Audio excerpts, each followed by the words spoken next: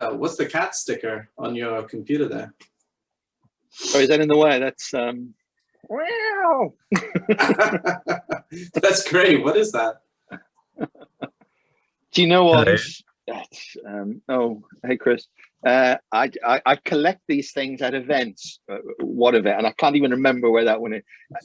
It's faced the wrong way. And one of the problems with lockdown is it's always been on. It's never actually been shut down. Day has bled into night. Yeah. How are you? Oh, there he is. Hello. Hi. How are you? We've been on since 10:30, chatting away. We're like an old married couple. Well, I hate to say, George, was it 10:30 we were meant to do this? No, we're Just only pulling your leg, late. Chris. Cheeky boy. Yeah, Anthony knows the script that generally happens before the filming sessions. That we always get a call from the school on Friday mornings, which, as I've moaned about in the past, during lockdown, schools never call with good news. Except for that one time. Except for that one time, right? One time, yeah. So we're back on the downward trend. So yeah, and that's today's sort of starter podcast moan done. But it's tricky. But you're looking it is very tricky. well. Thank you. You're in. Well, I was here on time. So I was here on time. That's why I'm really relaxed. You know, as I say before, I'll be late for my own funeral, George. Just an FYI, my whole career.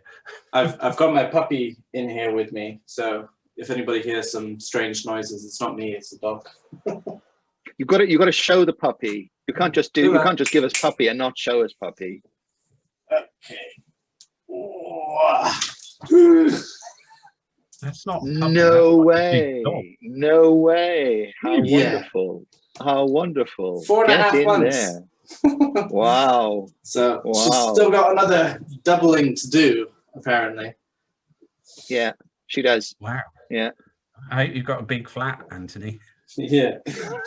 She's taking over the bed as well. No, I'm sleeping on the floor. It's the first loss on a dog, don't worry. The tactics that wives employ, Anthony. Dogs or children. Anyhow, moving swiftly on. So, George, where are you, mate? It looks like you're in some kind of like Tudor mansion in the middle of the Outer Hebrides. Wow. How did you know? How did you know?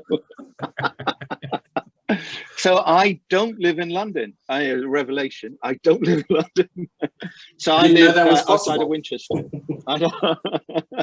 So I live outside of Winchester. I can't afford to live in Winchester. So yeah, I'm in a thatched cottage out in a village outside of Winchester. Outside my window is Old England, i.e. Destitution, poverty, hanging posts. Just your average every day in the country. Wow. Okay. I don't want you to turn your camera around to show people this scene of deprivation. Because clearly, I would imagine you are fibbing. Earth floor, Chris. If earth floor. Okay.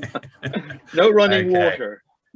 Well, we have had one guest on, the lovely Prask from Y5, who did tell us that his country home and when this was in deepest, darkest January, had no heating whatsoever and was made of hay and had ghosts.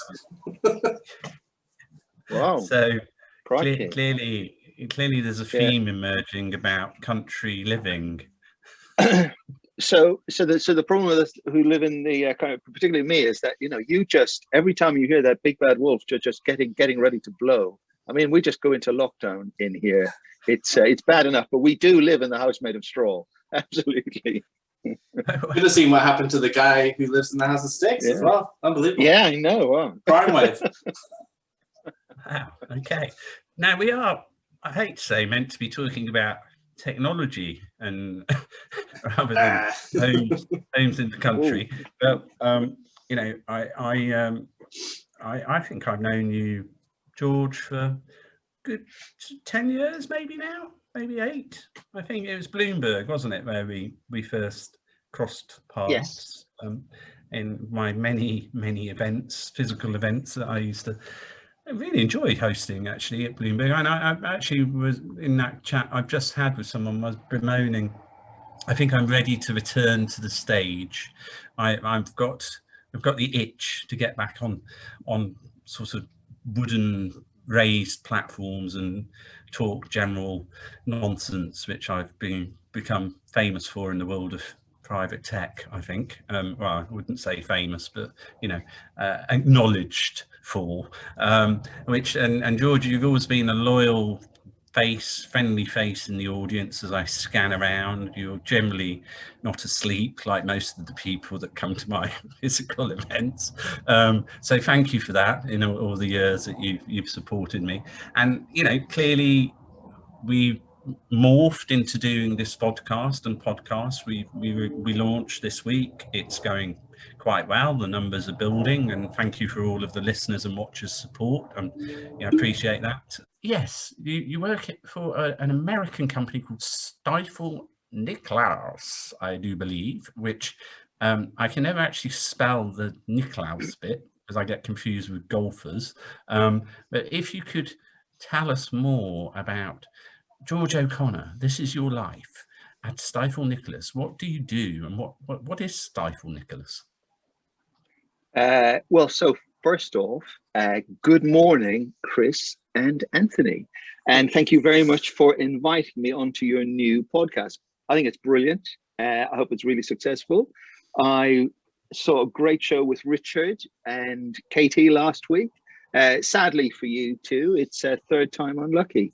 So I'm on. So yes, George O'Connor, I'm a sell-side analyst, as you said, with Stifel, Europe, based in London. Caveat, I'm in Winchester, so let's get that out of the way. Stifel is a US financial services firm, NYSE listed, was 6 billion market cap. So we are a unicorn. But for fun facts, founded in 1890, 113 analysts covering 1,400 stocks. We did 43 IPOs last year. Largest area was healthcare, and tech came second place. As you know, Chris, my job is to make money for institutional investors, but you will also be aware of the broker's creed. First, to do no wrong, so try not to lose the money in that process. I've been a sell-side analyst since '98. Prior to that, I spent 10 years with IDC. IDC, as you know, are industry analysts, so that was a huge education at the coalface of tech, from the suppliers, the creators, the users, the investors. But when I look back at it, all I see is a lot of travel. Since '98 in the city, joined Granville Davies, a famous UK TMT bank that was since taken out by the Americans. And through various hops, jumps and mistakes, I joined Stifel in the summer of 2016. It's been fun in terms of the sort of the what I do. As you know, for a sell-side analyst, we write recommendations on publicly listed companies. So that is a call to action, buy or sell, or a call to inaction. I don't know what to do.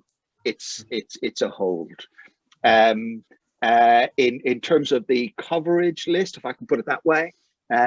So my promise to institutional investors is that I will cover software and tech from the top, which is, as you know, Aviva and Sage, down to the bottom, sort of emerging companies on AIM. I'm a team, so my colleague Luke Holbrook, shout out Luke, he does hardware, IoT, 5G related stuff. We are independent, so I will have sort of, you know, corporate clients of the firm, and then other companies that I cover as well. Okay, that's great intro, George. So if we dig a bit more into the ecosystem of companies that you're covering, and naturally we have been through this period of 12 months of radical change. Have you, when you write these notes and these updates on those companies, have you seen obviously lots of positive news, and have you had to raise your recommendations upwards on more of them than or the majority, so to speak? You know, just if you can paint a picture of sort of, you know, what's been the trend line amongst the companies that you're covering and during COVID. Okay, dokie. So COVID started in the sense that we started downgrading our companies from earnings estimates and target prices and ratings, simply as we saw the world was changing, and then we were getting contagion coming through from the Far East. That typically predated company announcements, who in fairness were more conservative. What do I do now? And in addition, timing wasn't particularly great, because if you recall, a lot of them are 31 December year ends. So we had that, they were in close period, and then just putting the evidence together. Both of us go back to the financial crash. So you will recall back then, one of the first outcomes was sort of, you know, laying people off, and that didn't happen from the companies this time out. So we were concerned on profitability as well. As you'll know, Chris, from a sort of a sell-sider, you're always interested in what's the cash story. So the first thing I would have done is trimmed back the DSO, so the payments that the companies were getting. And that was probably the first big analyst fail of last year. Cash worked really well for the sector. There's a big push in terms of prompt payments. Admittedly, you know, well done UK Gov. They were pushing on that as well. But then the other side, of course, was in terms of their spending. So the budgets all came back in areas like travel and entertainment. So suddenly we started to see better than expected news come through on the profitability side. Also, sort of hat tip to companies like Kainos and Computer Center, where you saw the sort of the execs there, you know, deferring and not taking salary and bonuses. So that was a big plus there. There was a surge for some companies on the whole work from home side. So that led to a number of infilling. So we need systems for these remote workers, and that was sort of, you know, desktop stuff. But of course, the associated application set had to be acquired on top of that as well, in addition to the whole surge in terms of the collaborative tools. And then, of course, there was the other, the light went on, and that was suddenly the attack service was suddenly a lot wider. George can be hacked from home and from his office, so that drove a lot of spend on the cyber side as well. So if you look at last year, started with a dip, and then you had the sort of this pause, the sort of the whole bedding down, and then you had a recovery in the back end of the year. So tech did really well last year. So positive TSR for the companies, earnings estimates went down and then recovered, and with that valuation actually started and rose through the year as well. Tech in London isn't really exposed to the sort of the downward sectors in terms of the whole sort of leisure industry that went down, the entertainment industry that went down. So yes, it's had a good run actually. Yes, absolutely. And just for clarification on the companies that you're talking about, you cover UK tech or is it European tech? Thanks, Chris. So I cover UK tech, and as I said, so the promise is from top to the bottom. So on the top, you'll find me covering stuff like Viva, Kainos, Computer Center, Micro Focus, Sage. and then sort of down to sort of AIM companies as well. There is of course another nuance to this, although designated an independent analyst. The banking group has a number of corporate clients, and I will cover those as well. Some of the names in there that you might know: Cape is in privacy and VPN and endpoint security. CentralNic, if you know them, they're in domain services, a bit like GoDaddy. VeriSign, a company called Zoo Digital, localization cloud software for dubbing and subtitling. Of Serum, they're in password and authentication management, so another cyber thing there. Panoply, if they've come across your radar, digital transformation services, 76% of revenue is public sector and NHS, so they could only be doing well. Who else? One Disco. I'm sure you'll know the force of nature that is David Richards and the team in there. Very much sort of the poster company for sort of the whole cloud migration push. Yeah, that followed from they signed deals with Microsoft and AWS last year. Wow, that's good. So thanks for that rundown, George. And then we obviously had a lot of speculation in the press about 2021, the IPO market, the Deliveroos, the Revoluts, I think Moonpig and Made.com have both IPO'd recently. Do you share that optimism, George? So I do, and in fact your timing is perfect actually, because you had the Khalifa review just published this morning. And so if you think of sort of a push from the stock exchange plus UK Gov is to get more, get more companies listed in the UK. If I can have a sort of a personal rant for a moment, if you wouldn't mind. So the two largest companies in FTSE, two companies I know well, Viva and Sage, they started as 30 million IPOs. They started their life. So London is really good at incubating companies over the long term, and going from small to very large companies. So I know there is this huge fascination about unicorns, but London does small tech incredibly well, and I don't want that to get lost in some of the recommendations from this morning. Make it easier to IPO. So last week, for example, you had Katie on, and she works with Downing. Now, Downing is a lovely company. They can take. Sorry, Kathy. Katie is in my brain from one of their competitors. In case people are like going to go off and try and search up Katie, and just to clarify. Sorry, no, it's all in the K. I'm thinking of Octopus and Herald, who are both Katies. But a lovely model there of sort of taking a company from pre-IPO through to life as a PLC. You also have on Katie's, you have Katie Potts at Herald, long established in tech, huge fan supporter of tech, and you've got the Octopus team.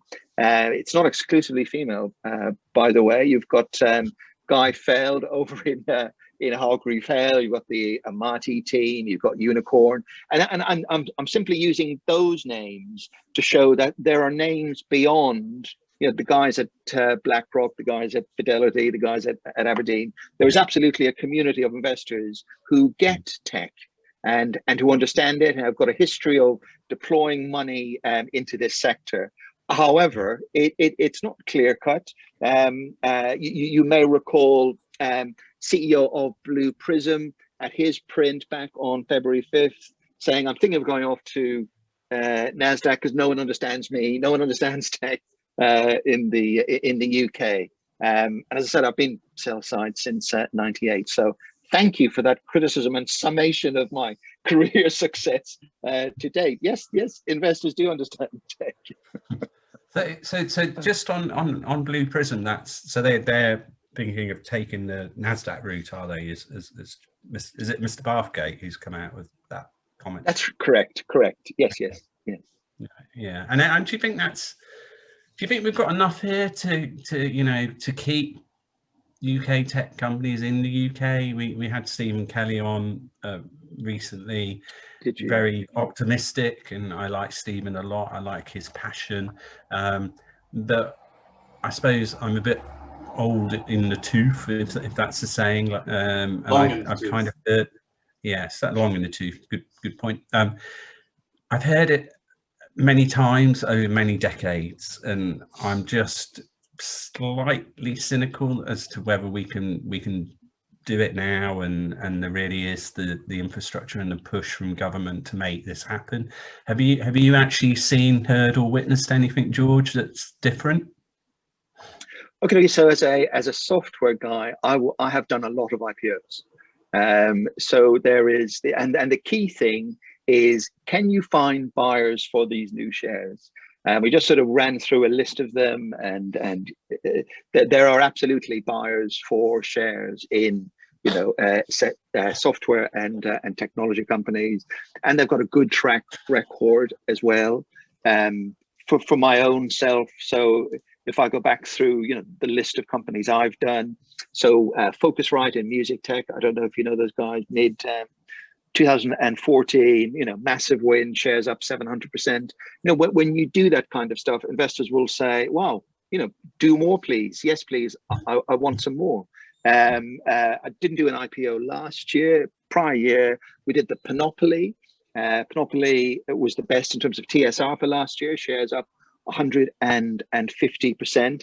And interesting, because it sort of broke a lot of the rules. You know, it wasn't a company when it IPO'd. It IPO'd to get cash in order to acquire 4 businesses and then become a company.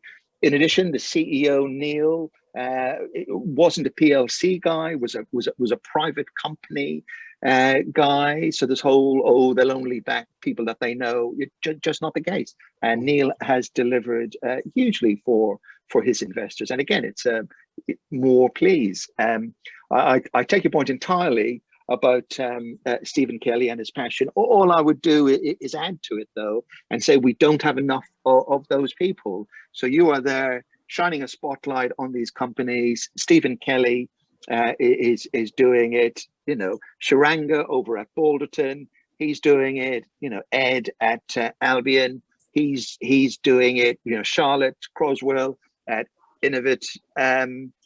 Mike Tobin is doing it. Dr. Steve Garnett, that they're doing it. So that there needs to be more people, I believe, to do it, because you absolutely have the capital. That is there. The will is there, and returns have been there as well. Which, let's face it, for institutional investors, is, you know, will this make me money? George, you know, remember the broker's creed. Would you say then that it's actually a misconception, and that the public perception of the UK not being the right market for tech IPOs, if people have that perception, is not really stacking up to the reality of the picture? So it's a nice point, Anthony. However, you know, you're supported by data. So Ron Khalifa was on saying there was 3,300 IPOs happened over the last few years. You know, London did less than 5% of them. You know, so numbers do support the stat. You know, London can do more in terms of IPOs, absolutely. And then companies have to find the right time. So timing is everything. So, for example, if you know, go back to One Disco, that was 2012. As you may recall, market was very soft on the back of the financial crash. You know, it felt difficult. In the end, it was many times oversubscribed. So you have to try things when you're not sure of them. If you over the years talk to tech companies, a lot of them, in terms of their exit thinking, is really around sort of, you know, to private equity or a trade sale. And an IPO has always been, well, an IPO in America, that would be great. That was always the proving ground, you know, and still is, say, you know, the Blue Prism idea. But that is changing. I think, Chris, I think you were both on the Tech Nation Rising Stars call yesterday, and some really inspiring companies in there, but also what you did here was companies saying, I want to IPO, and that for me is a big change. So from the demand side of the equation, it's all stacking up positively. It's from the supply. Do they want to IPO? And I think, you know, yes, they do. And there's a healthy list of companies that want to do it. So with the private space in mind, and the comments you just made there, George, about rising stars, are you engaged as I suppose, a company at Stifel with a watching brief on certain companies that could be IPO stars in the future, and how do you do that? Is that through your banking teams? Are there regional people that are helping you in the Bristols, the Liverpools, the Manchesters? I'm just curious as to how you as a business spot those winners.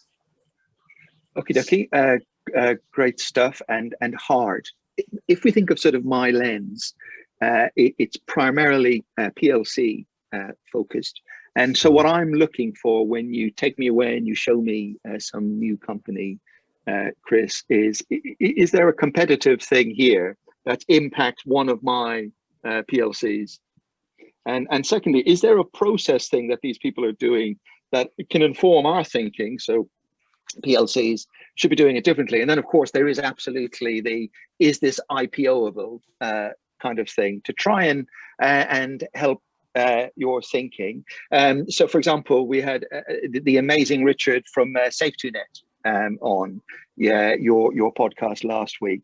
You know, in terms of, for me, you know, what are you taking away? You may recall the guys at Surf Control who sort of started the whole market in parental controls with sort of 450k of revenue, leading to an 850 million market cap back in the late north. And what they had was a sort of a whitelist, blacklist in terms of go there, can't go there kind of an idea, and how that has sort of moved on so hugely. Well, what an inspiring story in there. And then I recall, Chris, a visit with you up to see Martina in Feature Space. That was more of a sort of a process thing. Martina and the team score really well from a Glassdoor perspective. And we've looked at Glassdoor for years and trying to understand underlying company culture. And Martina made this great statement, sort of, in a tight labor market, why work at a 2 when I could work at a 4? And suddenly sets your mind racing. Why invest in a 2 when I could invest in a 4? Or from a CIO or a customer, why buy from a 4? Why buy from a 2 when I could be buying? So you're getting that in there. I don't know if you know the guys at Kimber Labs, wonderful team in there. They're giving you great insight in terms of their width of vision, in terms of what's the enterprise software market actually doing now that you won't see in the print. From say Poppy and the team at Darktrace, this is what good looks like right now. So yeah, you're always learning. This is a hugely exciting role that I'm in, just in terms of having exposure to all of this. But yes, it's 3 sides: competitive bid, process side, IPO potential. Okay, thanks, George. Do you, in your wisdom, have any kind of underlying sneaking doubts that we could be getting a bit bubbly in the whole tech ecosystem at the moment? We've both been there, seen it, got the badge of wall. I'm just curious what you might have, which is obviously a hunch or a sneaky feeling that things might be a house of cards. That's right. And in fairness, you saw, some of the prints last night. So there was Workday, had a good print. There was Intuit. There was also Salesforce. The sort of share prices came back on the back of it. Well, what there has been is a sort of a big story about the jaws have widened between sort of UK valuations and US valuations. So, net, you're paying twice as much in America, well, more than twice as much in America in terms of valuation on a company per company basis. Now, admittedly, that can sort of equalize when you look at specifics. Is that when twice as much as to when compared with the UK? That's right. That's right. Now, when you're looking specifically, there are always stuff that happens specifically, and it doesn't. But on a general market, the yes, there, and they've gone through this great big curve, which has gone up. So you can see that story looks really interesting from, how are the different markets playing up. And then in terms of the UK, because the UK has been on its own journey as well. And if we look at some of the valuation ratios, they're resembling what happened back in the .com days, and it's definitely higher than the sort of the mean over that period. However, my only thing as we lived through .com, the shape of the companies is dramatically different now. So back then, sort of the listed market was Logica, CMG, and Admiral, and Zanza. So these were sort of time and materials, professional services, who were very geared to the economy. When stuff went up, they were going down. Now, if we look at it today, so, I mentioned Sage. So to mention them again, 90% of revenue is recurring. So they're far more robust, resilient businesses. You've got the whole cloud side, and what the cloud, forgetting the technology side, but what it does tell us is that the industry has moved to a subscription model, away from a sort of a one-time charge perpetual, and that gets a lot more resilience into the businesses. So you do have that sort of structural change between them, and then you've got the whole thing sort of, for me, that there are too few of them. So we need more IPOs, and that gives more investors more choice, more venues, and then you'd see some impact on pricing because of that as well. There has been a lot of money has come in to the sector. There's been a bigger sort of retail emphasis into it as well. You'd say a pullback. There would be some healthy reasons for saying yes, this should occur. The interesting thing for last night, in terms of the guys who printed last night, was sort of that the numbers were fine, but the guidance was a bit weaker. They're just telling us, where are their companies going next. We haven't had that yet in any kind of anger from the UK sector. Okay. More often than not, it's a 31 December year end, so they'll be reporting through March time periods. You pulled out retail. It seems to me that the UK IPO slate is quite heavily geared towards e-commerce or B2C. Is that just the current what's to go now, and there's a wave of sort of SaaS, cloud, deep tech, real, high quality, I suppose the Darktrace is in the next few quarters to come. That gives you further optimism. Yeah, so you're correct, and you look at Trainline. So tech enabled has gone down really well in terms of the UK. And in fairness, you're also alluding to the fact that London has there's many sides to the IPO pipeline, and in fairness, we shouldn't see this just as tech enabled. You do have cyber. You mentioned Darktrace in there. You've also got a lot of AI. You've also got a lot of fintech kind of companies starting to come through as well. It does take longer in terms of deep tech to grow and develop, and also in fairness, enterprise software. So they do take longer. Also, it's harder in terms of the whole profitability side. So if you think those companies have gone through a switch from sort of on-prem to cloud. Now, if you think of those companies from a sort of a financial standpoint, once upon a time, a sales guy would have gone in and said, "Here's your software, $2 million, please." And now that same guy goes in, $2 million, but divided over 3. Now, if you think of the cost model of that company, that has not been divided by 3. So it just takes them longer to be established and to sort of, get profitability or get the roadmap to understand how cash works. That's what investors want to say. Do these companies understand cash? Will they constantly be coming back to the market, or is it enough that they understand cash so they will be cash generative over time? And I can see how that's going to happen, but it does take longer for deep tech, as you say. Just on that bubble point in the US, I mean, from what it seems like and what you've just said, it sounds like, yes, it is a bit bubbly, but you don't expect that bubble to pop, much like it did in 2001. But as interest rates rise and other sort of factors, you would see it start to deflate a little bit until earning per share multiples kind of catch up and that sort of thing? Or very good point. So first of all, there's two sides. There's what's happening to the US, and then there's what's happening locally in terms of the UK. But you are right, Anthony, to think about what's going on in terms of the bond market, because we're seeing increasing yields coming out of that.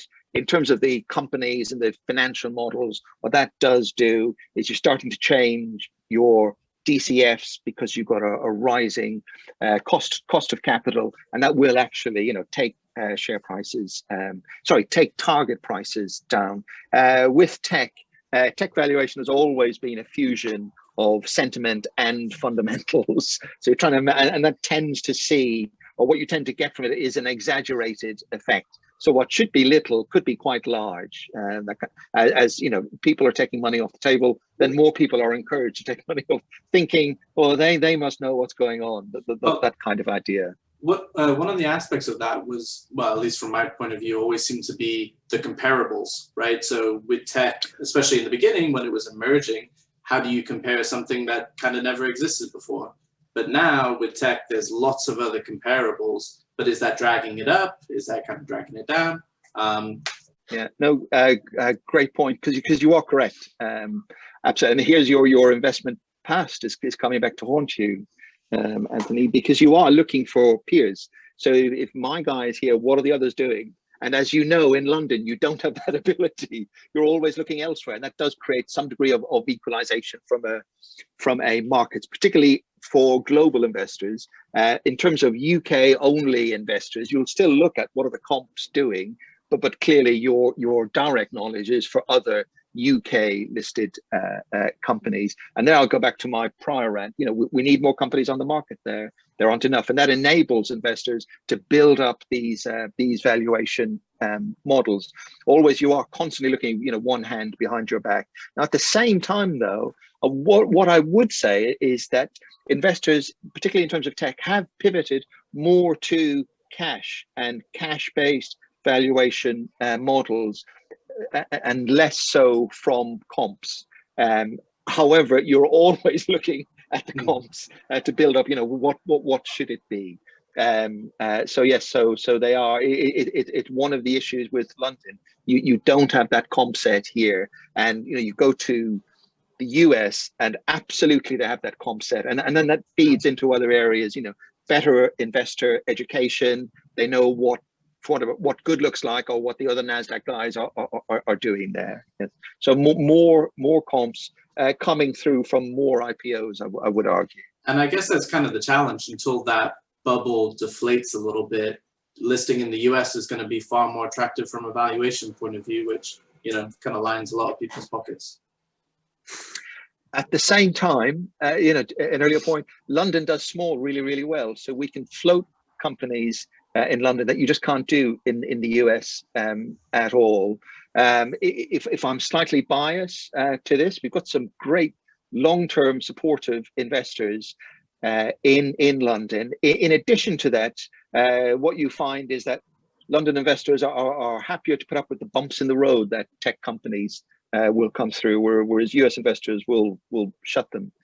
In addition to that, what you don't get, and this is probably more a story about private equity, is that they don't try and take the steering wheel away from the company. Do this, go into other areas, and you will find that in other venues. Sorry, markets. Excuse me. Okay, that's interesting points. The thing that I've been bombarded with so far in 2021 is the 4 letters SPAC. And what do they mean? Well, yeah, I mean, I kind of understand, I think, what's going on, but being a sage of the industry, George, could you maybe try and lay it out as to what is a SPAC, and how is it all going to impact things? Is it a threat to IPOs? Does it help IPOs? What's the story? And also on that multi-market aspect as well, why is it potentially not as attractive in places like London or Italy or something like that?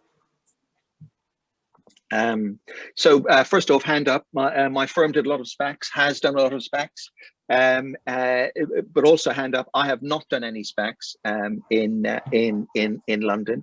You can look at them as this is an open checkbook to a team, and then you give them the money, and then this team then finds something, and then you've got this sort of month timeline rundown to generate something even better from this. So essentially, it's what lots of companies are anyway. You're investing in your ability, in your view on the team's ability to execute on a business plan. What you don't have is the associated business to come through with it.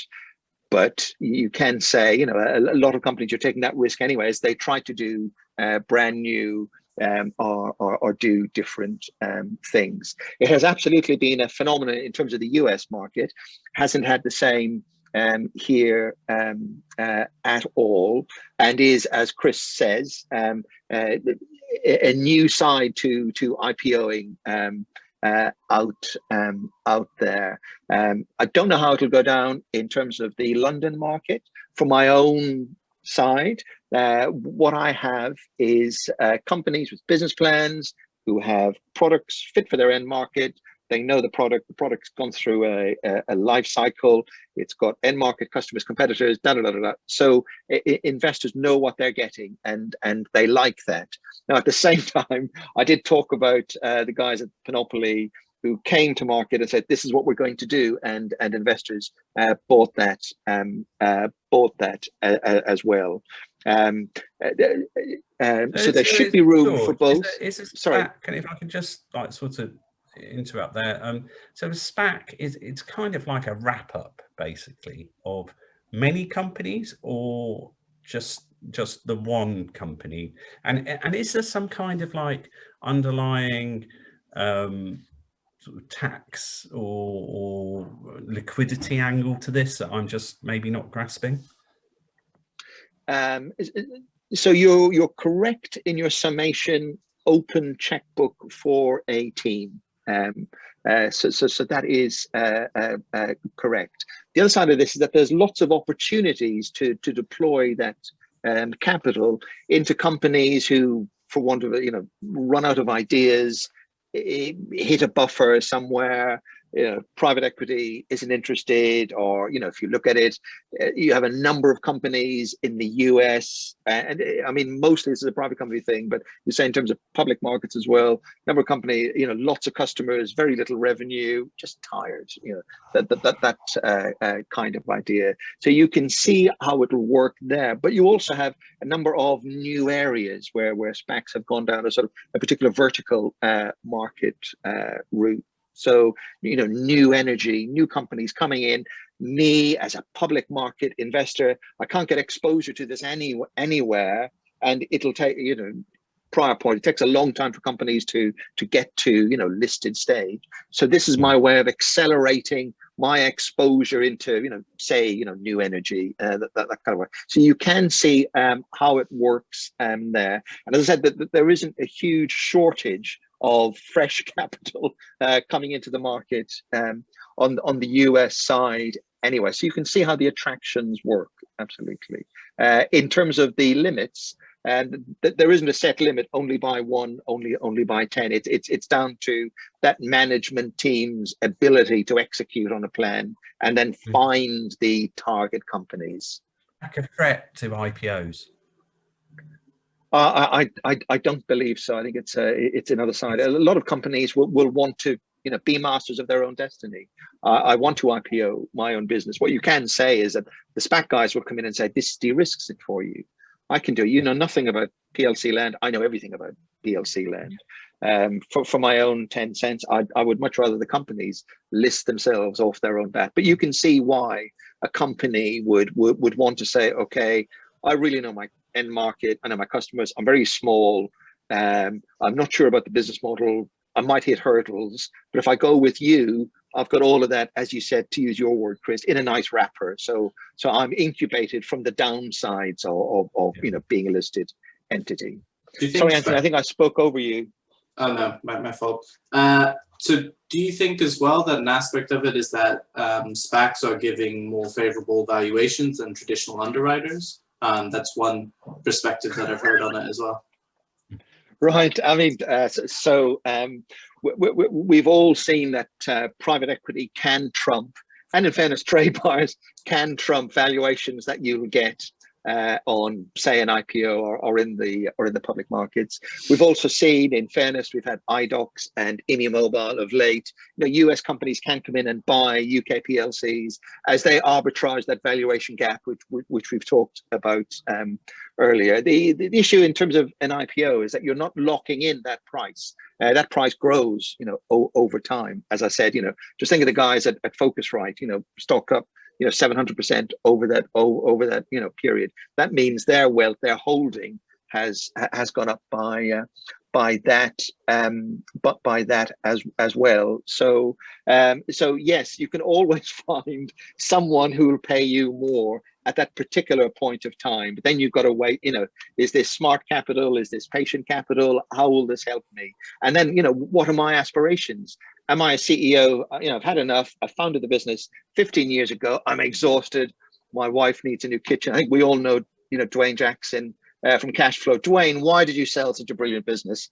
Oh, George, I never had any money, kind of thing. Why did you sell Staffology? Well, it worked so well the first time. So some people prefer that as a route. David Richards, I mentioned Wandisco. He'd come from a PLC background. He had been with Druid. So, capital markets made perfect sense for him. Phil Dodgered at Focusrite. This is my baby. We've developed this over years. The right home for it is on the public markets. Last one from me on SPACs. Are SPACs a symptom of market dysfunction? Because I would have said swarming is a symptom of market dysfunction. Market opportunity. You're being too harsh. And just the last one for me on SPACs. We hear Amsterdam and I think Paris mentioned as the European centres for SPACs or bourses for SPACs or whatever.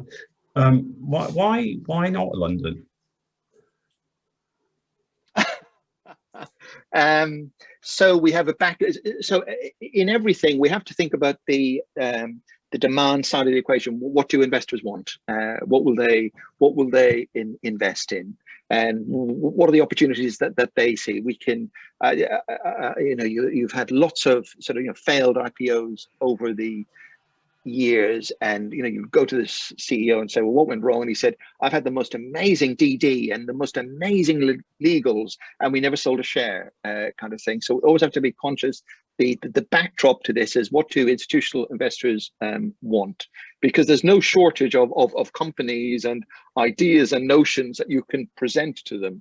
But what do they want to purchase? And my concern with the Khalifa review today is that it doesn't seem to be taking enough from what does that constituency want? The people who are to buy these new shares. You can, by all means, make it easier for the companies, but make it more compelling for the investors to say, yes, please. Good answer. Love that. So I think we're going to leave SPACs alone now, because I think we've done SPACs to death, and we're running low on time. And it's been fascinating, George. Outside of work, George, I think aren't you into boats or something? I seem to remember, or you've got some secret love that you may want to share with us. Very good. Well done you. And how did you get that? I hate your DD. Yes, it's only taken 5 years and a global pandemic, but I finally restored the boat. I think the downside is that happened just ahead of lockdown 2. So we haven't had much time. Oh, no. It was briefly in the water, came out again. So this year, now that it's varnished and restored, hopefully this year it gets back in. But yes, to the annoyance of my wife and neighbours and local property prices, the thing has gone back into the water. Is that a sailboat or? Yes, it's an old gaff cutter. Yes, yes, Mm. yeah. Come to me if you want old school. So this takes George off for hours and days at a time, where Mrs. O'Connor is like, where's your dad gone? And he's on his boat. What's the story? You just, I'm not a big saily person, so is it just Okay. relaxation? You get a book and a big fat cigar and sail away, or Right. what's the Right. story? So the first thing is stay on the boat rather than in the water is my first Mm. first rule. Yes, it's about how do we all reboot, and that's the key. So it's about it's about relaxation, and Joe, my wife, will come on. For her, it's about being in the water, and you're right. For me, it's about putting on the anchor and getting a cup of tea, and I love to say open a book rather than smoke a cigar. that's really what it's about. So I'm not so far from the water here. I'm outside of Winchester, so Solent is on my doorstep. There was a time when I was doing offshore racing, but no team would have me now. I'm sure they would. Please, Yeah, I'm sure that's not true. get this man on board. my key skill is being the ballast. Yes, I think we need to change the subject suddenly. No, but George, it's been great. The last sort of thing we tend to focus in on is the TV shows that you may have been indulging in these many hours of lockdown. And I know you're a busy man. Now that the boat is finished. Yes, on the boat. But yeah, what's been any tips for the audience on watching on Netflix or Amazon Prime or any of the other great channels that are out there? And I cover the guys at Zoo Digital. They're all about content from old world into the that heavy tilt into OTT and the platforms. And sort of the message there is that we as a world have consumed all the content that there is, and now they need to go out and create more content. And clearly this week you had Disney coming out with Star in terms of Disney Plus, so it's like something for the parents, please, coming out in there. So at the same time, in terms of consumption patterns have changed dramatically. So the kids have their own devices, and what we try and do is corral them for movie night. So we've just finished for the nth time the Harry Potter season. But my tip or my recommendation would be, and I confess I may have been too late to capture this, was Call My Agent. It's a French series on Netflix. The good news is that there are lots of episodes and lots of seasons. I hadn't seen it either, and I think I started watching it a couple of weeks ago. Did you? Oh, good. It's very good. I do wish it was in English though, because I feel like I would get a little bit more out of it. My French is a bit rusty. But what's the general story? Subtitling. Yeah. Agents. So it's 10%. So 10%. It's about agents to the film industry in France. Yeah, here it's called Call My Agent in English, but in French it's 10%. And yeah, it's an agency. They get into all sorts of situations, trying to put out fires and all this sort of thing.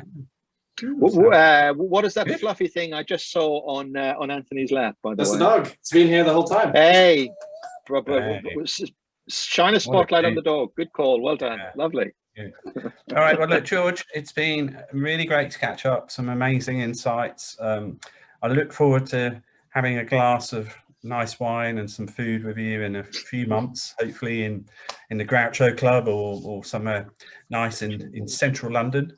And look, keep up the great work. I love what you do. You're a real great advocate of amazing tech companies in the UK, and always with wit and wisdom as well. So thanks, and thanks for taking the time today. And I don't know, Anthony, if you've got anything further to add. No, just echoing the sentiments.